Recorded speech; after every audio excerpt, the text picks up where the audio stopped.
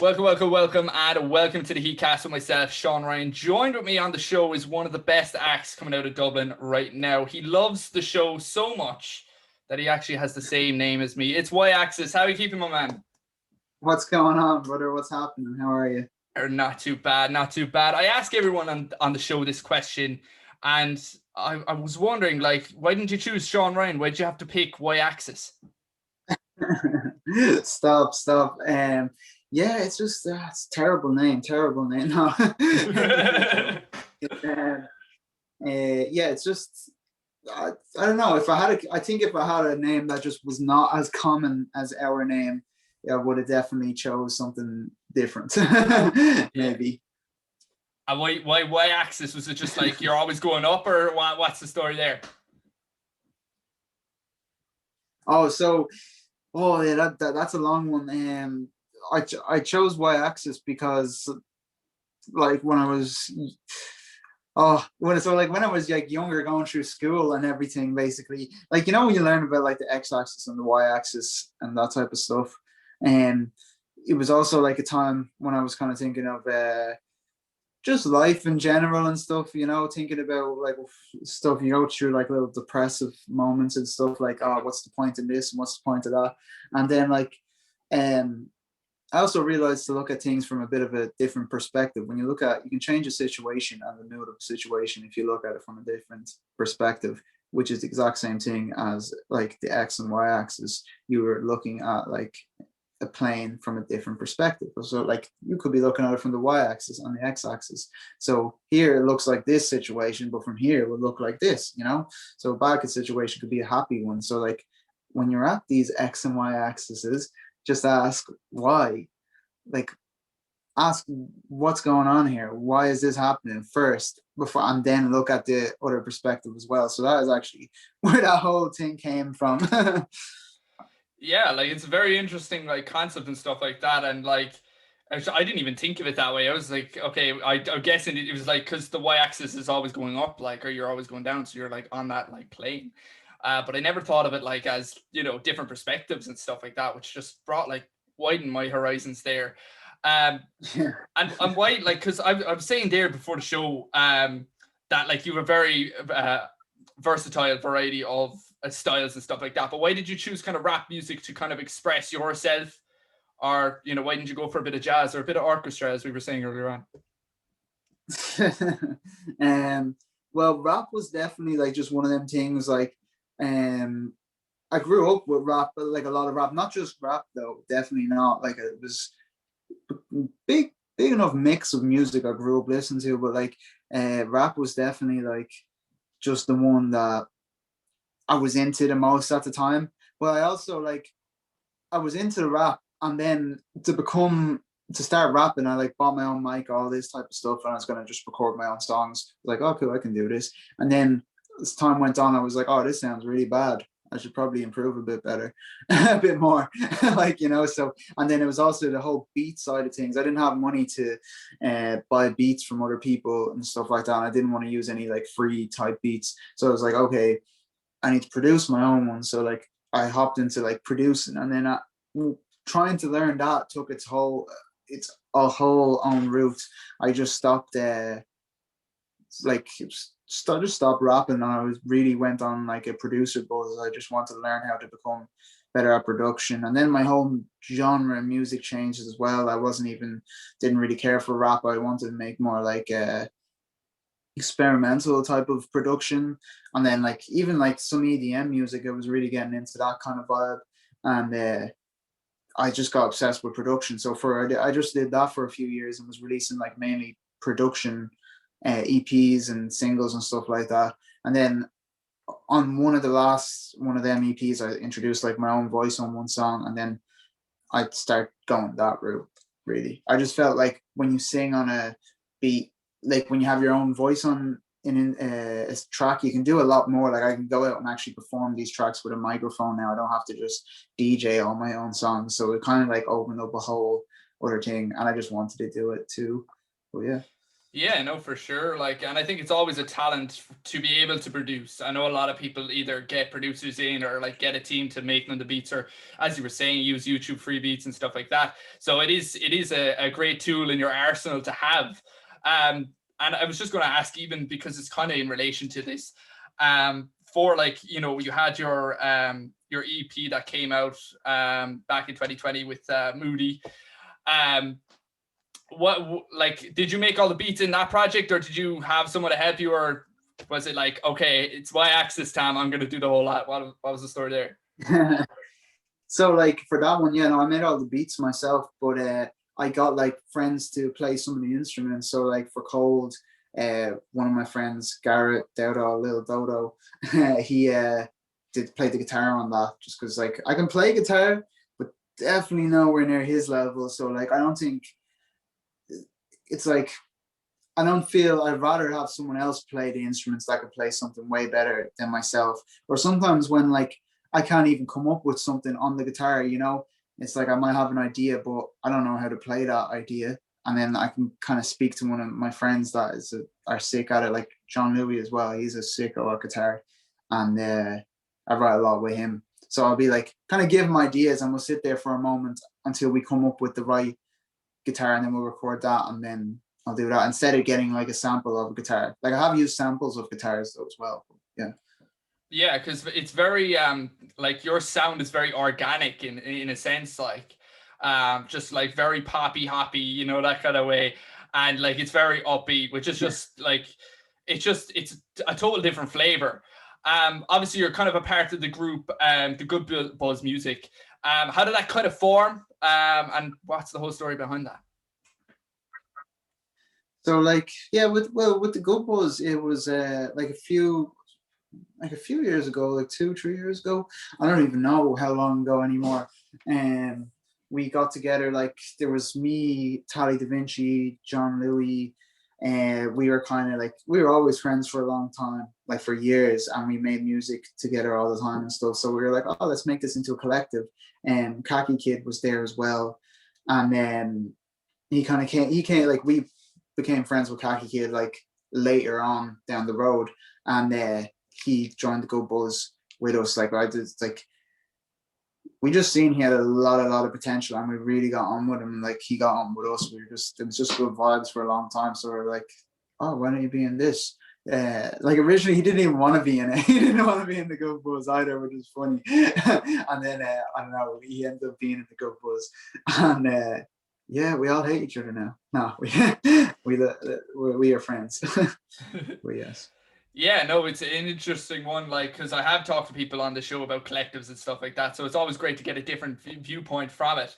Um, like you are very successful, might I say, artist. You've gotten, as I was checking there earlier on, 150K listens last year, which is fairly impressive for an artist. What would you give to like someone who's just coming out and it's like, okay, I love Y Axis music, I love to do something similar to him right now because I love his music. What would you say to them to kind of get themselves going and kind of get their career off the steps? Um, I would definitely say that's a good one. That's a good one. Um, work on your sound. Like that's like one thing. Like and don't be hesitant about releasing stuff. Release stuff and definitely just work on your sound first until you have like really like I think solid tracks there. Then just go with that. Once you have that proper solid sound there, just keep pushing that and make sure you get like just try to make as many people as you can hear it. Just put it in different places on the internet for them to hear it, and that will definitely help you along the line, and talk to people, like, don't be afraid to like talk to random people and this and that, ask questions, ask for help and look into marketing as well. Like I think if you're going to try to be a musician nowadays, like unless you're on a label, like even if you are on a label, you still just want to know a decent amount of stuff about marketing to get yourself out there, I think. But yeah. Yeah, and like I think you're dead right there that a lot of it now, because of COVID as well, especially, that marketing is probably one of the key elements to have. Like you can't go out and meet people, you can't like, introduce your music on the side of the street. Like So yeah, marketing is kind of one of the key ones now, and I think it will be for kind of the rest of it, unless something else takes over. For an artist like yourself, and as I said, you're very successful. How do you kind of promote yourself? You know, get your name out. What way do you do it? And loads of different ways, like, to be honest, like that's the thing. Like I've been like since the like pretty much since the beginning, I've actually been obsessed with just like I just got sick of releasing stuff and then nothing happens. You like I put it out or something like on SoundCloud, you put something on YouTube and that's it. Like you all I used to get was like I'd share it on my story or my Instagram or Facebook, be like, yo, share my song, please. But like you have to remember like how like you only have a few friends on Instagram and Facebook here and there, you know, you might only have a few followers. So like you can't expect you can never really expect all your friends or all your followers to share it. Like it so only a small percentage of people are gonna share it if even listen to it. So you definitely I think one thing people need to get out of is relying on like their close circle for that type of stuff. So like, well, I used to, that's what the way I used to think. I used to think like, oh, I'm going to drop this. I'll ask all my friends to share it. Well, now I don't think about that as like, now I think, okay, they'll hear it anyways at some point, you know? And like what you're really trying to do is get other people to hear it that don't know you already. So you need to kind of think of it that way. How do I get my music out there? You know, like I find that I run ads a lot, to be honest, like YouTube ads, Facebook and Instagram ads. They've definitely helped me. Like if you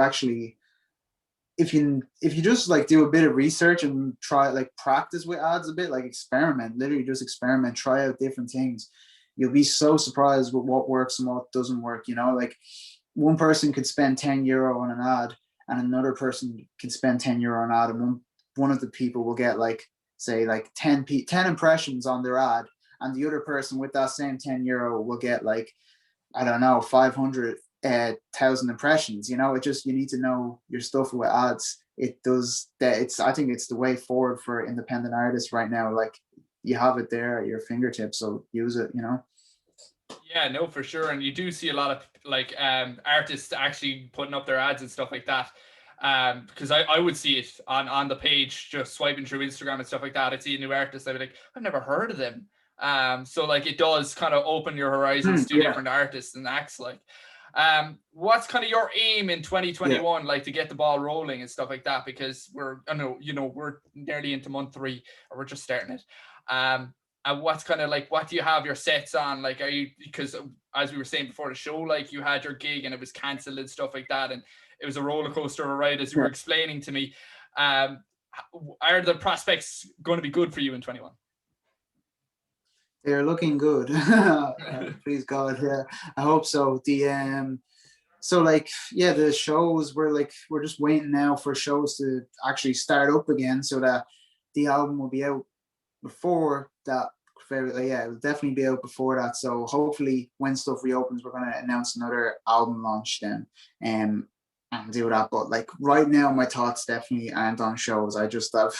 I'm like sick of the government just announcing, oh, we're going lockdown. No, we're not. We're not. And like, I've given my hopes up on that. So like, I'm really just focused on actually like the making music and getting content out there. So like, I've released 2 singles. One of them, Shoulders, dropped today. And I'm going to release one more in 1 month's time. I've just kind of been spacing them out like that. And then there's going to be a small break as well before the album drops. And I have a secret collaboration EP coming with Jean-Louis. It's not a secret anymore, clearly. But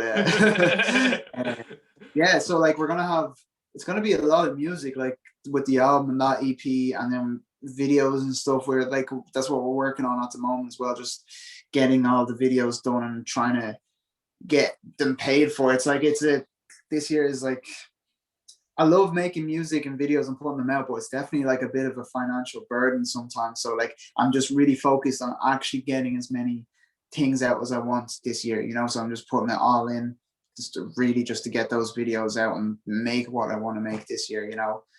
Try to bring the sound up to the next level, I guess. Yeah, no, for sure. And it's a good way to think, because obviously we don't know what's going to happen next month or the month after. And it's, you know, you kind of have to play with the cards that you have right now, and, you know, forget what's going to happen in the future once it's, you know, once COVID's over, hopefully sooner than later, that we can get doing those gigs. But for now, like, get focused on kind of doing that writing or doing production or keeping it kind of anything you can do indoors that'll help you kind of progress as an artist. What do you think in the scene, in the Irish scene especially, is missing that we don't have compared to, let's say, the UK or the US that are fairly defined scenes? Oh, it's a tough one. It's a tough one. Like, are you talking about mainly like purely just the rap scene of what we're missing, or are you talking about just scenes in general here? Just the rap scene, because obviously the UK have their own defined sound and the US have a very defined sound, obviously creating that rap genre. Yeah. Like, what do you think of the Irish scene is kind of missing for it to kind of get to that same level? Is it like a sound that we're missing, or is it that we need more artists? What do you think? To be honest, it's a weird one. I think, yeah, definitely. It's just, I think if we had more artists like it, for the amount of people that are living in Ireland, it's actually a decent. Like, we do have a pretty big scene for the amount of people actually living in Ireland. Like, London itself, just the city itself, has so much more than our entire country. So it's getting there. Like, it would be impossible really to reach anywhere near that level, or level of the States or anything, you know, because it's just, we're just not that, we don't have those numbers. But like, I think at the moment it's definitely just at one of the best it's been. We have so much new music. Like 5 years ago, it really wasn't. Like, it was just starting. You were seeing a lot of people kind of come out, which was unusual. Like, it wasn't happening. But now it's just like, there is like, if some of my friends are like, oh, what Irish artists are there? I have a list of them to show them, you know, and just type in like Irish rap on YouTube or something, and it's gonna come up with just crazy, crazy amounts. I think right now it's like, it's flourishing really, like especially the way just all these other artists are using their accents as well. It's like, it's a very unique one, you know. You're not gonna hear that from London. In London, I think they all really do have the same type of accent. Like, for some artists like in Manchester or whatever, they might have a slightly different one. But here it's like, you're almost getting more than you would in London, but in like less volume, if you get me. Yeah, no, for sure. Like, and it's probably one of the best features we have as Irish people. Like, I suppose that we have so many versatility in the accents. Like, you go up north, it's a total different accent to where I'm from in Cork, and your Yeah, accent's completely different to mine again. You know, so yeah, literally. it does help us in a way that it's like, I've never heard this sound like. Um, Yeah, I'm going to go over to Instagram for a sec, because we had a message there that when I put it up on the post or on the story, just for anyone who wanted to ask questions. And this was an interesting one that I got. What was harder as an artist, putting your stuff out there for people, or living up to the expectations of now? I thought he was about to say putting your heart out there, or giving up your soul or some shit like that. Like, you said, your soul, dude. God, living up to expectations. Like, to be honest, I don't think there were expectations. Like, that was the thing. It was like, now I think, like, yeah, I haven't seen any expectations, as in like, if anything, it's just I'm trying to get to the next level of sound. You know, I'm constantly I've always just been trying to get to a certain level of like, where I can give my music to people to listen to, and they go, okay, this is proper music. It's like, it's not, it doesn't sound like it's being put together in 2 minutes in your bedroom kind of thing on a program you don't know how to use. Like, now I think people can digest my music a lot better, definitely. But no, I don't think there was many, like, I wasn't really too worried about expectations. I just wanted to just get it done, get it out there, you know. I'm like, okay, I have this, I want to put this out there for people, you know. But yeah. Yeah, no, it's definitely interesting to see, like, you know, and I would say the same for any artist, like, in terms of, you know, if you're trying to get yourself out there, don't think of what everyone else thinks you're going to do. Do you know what I mean? Just do you and be yourself. Yeah, Because otherwise, if you get fixated on what people are expecting you to do, you will get flustered, you will mess up, and you will kind of lose your focus on what you actually want to do, and compared to, you know, what someone else thinks you should do. Um, yeah, definitely. as I was mentioning, COVID has been a big impact on the music scene, especially. But did you find Yeah. it hard for yourself to kind of come up with concepts for songs, this new album that's coming out, hopefully in the next couple of months? Not really, as in like it, I didn't find it too difficult coming up with the concepts and stuff, because I had already like planned for like I had planned basically for this album to really be, I just felt like I didn't have a project or as much music out there that really like uh kind of let people in a bit more, I suppose. Like, showed, like, I felt like a lot of my music was more about like topics that didn't really touch on um myself as a person and stuff like that. Kind of letting people into my world a bit more. It's just more songs on like different topics and stuff, not really as much to do with myself. So like that was always the main goal. So like I it I wrote it pretty easy. So this time, like, I actually had a friend of mine, Abdullah. He was it's the first time I actually did proper like songwriting with someone else. So we like I kind of told him my ideas and we like flesh it all out. And he really brought like, I think this one is just going to be done very, very, very well.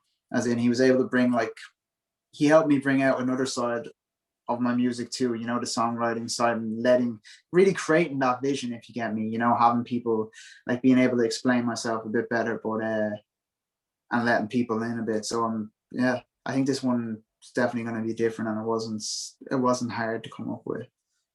Yeah, and it's good to hear. But one of the questions, and I think everyone at home watching or listening would ask is who's going to be on this album? Is it just going to be Mr. Y-Axis, the Kingpin, or who else is going to be featured? Honestly, like I wasn't really thinking of features for this album. Like I just kind of wanted to put something out, just like I didn't feel like it was too necessary to have a feature, except that one song does have one feature. It's the guitarist Jean Louis. So like it's like there's no vocal feature. It's just in the instrumental. Like he's playing the guitar, and now he's actually down as a feature. But you might see one. You might see one feature, very like an actual vocalist, possibly. But yeah, I just didn't feel it was necessary to have a feature on this album, really. Yeah. That's a fair point. That's a fair point. Besides yourself, and I know that you had such a successful year last year, and I know that you're going to have another successful year this year. But who do you think is going to deliver heat in 21? Oh, that's a toughie, man. I already know everyone's going to be coming with the heat this year. Like the it's tough. Like there's a Kojak released some. He literally released a video there, no hands. Like that one was really cool, and like I know he just. I don't know. I just love watching his videos, to be honest, because of the quality. I love seeing that, just that high quality in the song. It's just you can kind of like you can. I love that about an artist when you can sit there and go on YouTube, smoke a joint, something like that, yeah, and just go through like 10 different videos. They're all just really good quality. You really get stuck into this artist, and like that's something I really want to see a lot more of with artists this year. So like Kojak, he's already doing that, and I can being able to get sucked into him, and a lot of the other artists out there, like some of them are really, really doing it well as well, and especially with the music video side of stuff. Like Jafaris, for instance, he's had crazy videos. All of his are just like this. You can just watch video after video, and they're all really interesting. And Reggie Snow was another artist who was just, you're looking at it, everything's brilliant. And obviously, there's a difference now in artists that are signed and unsigned. I understand it's harder to get those type of videos and pay for them and stuff, but I definitely think it's going to push artists if they do start doing that. But I don't know. It's tough. It's a toughie. Like all the boys like Gavin Da Vinci and Hazy, I think they're really gonna do some cool script. I don't know. I just think he is just sick. I think he's sick. Like I think he could do something really cool this year. Gaff, I love his music. He's just killing it at the moment. I love to see like a really cool music video from him or something. But yeah, just a lot of artists this year. Kaki Kid himself, is gonna kill it this year. I already know. If you've seen, I've seen a few sneak peeks of a few bits that are coming, and like I already know he's gonna kill it this year. No, for sure. And I know the whole Good Buzz squad are going to be killing it anyway.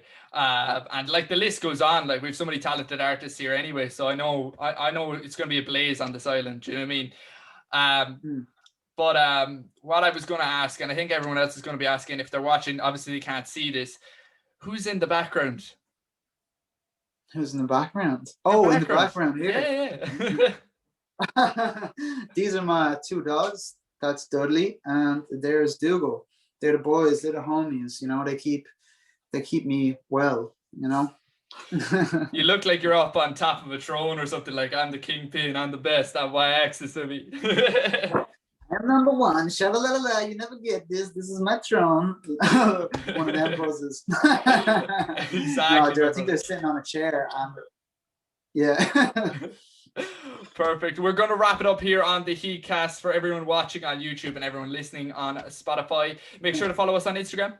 And also, if you would like to support the show, donate to our Patreon. The link is in the description. And I will see you all on the next one.